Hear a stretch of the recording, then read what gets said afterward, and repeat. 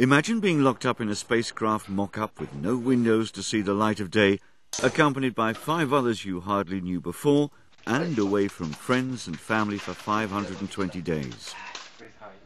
What sounds like everyone's nightmare is actually a dream come true for Romain Charles and Diego Urbina.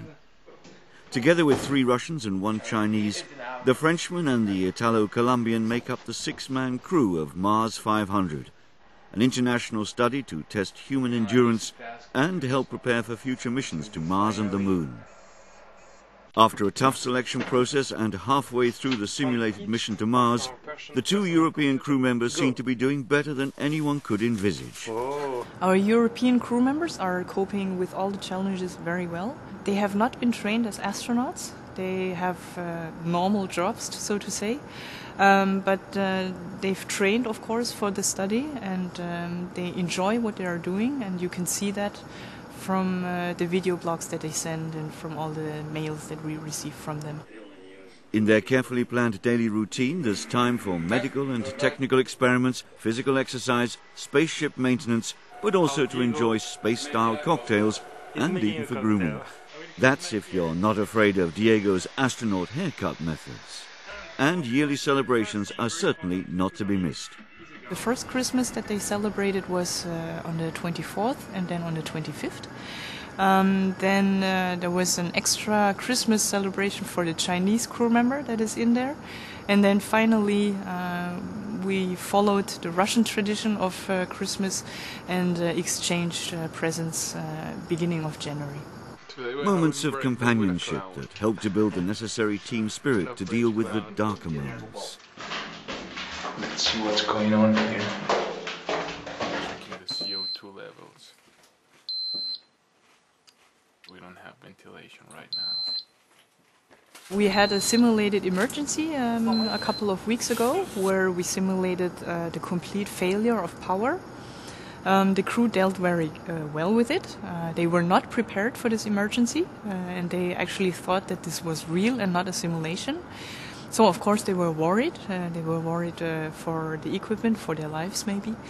But then at the end they mastered everything and they got the system back up running.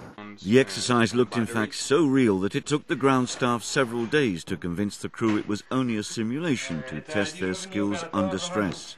All the more important now that the crew approaches one of its mission highlights. We're now coming into a very interesting phase of the mission. They're soon going to orbit around Mars with their spaceship and dock to what's kind of been simulated a Mars lander, which is already there. And then half the crew, the Russian commander, our Isa Diego, and the Chinese Wang, will go into this Mars lander and then land on the surface of Mars. And will stay there for about 10 days. And during these 10 days, they will do 3 spacewalks. As part of the simulation, an unmanned spacecraft with fresh supplies for their journey back home will await them on the Red Planet. When the Mars lander hatch opens on the 1st of February, it'll be their last opportunity to get some new goods in, and they've already made their choices. Roman asked for some cheese. Diego wanted to have cola, also pizza. That's on top of Stieg Larsson's trilogy, various computer games, and even a Rubik's Cube to cope with monotony. But Elena, their psychologist and closest link to reality, knows what they would like the most is, for the moment, impossible to give them. They miss the fresh air, to see the trees, to see water, and of course to see their friends, to touch them. A better understanding of the effects of isolation on the psychological well-being of the crew, their nervous system and hormone levels is one of the main objectives of Mars-500. But it's also a crucial piece of information to help astronauts currently living in the International Space Station and prepare for future long-term missions in the solar system.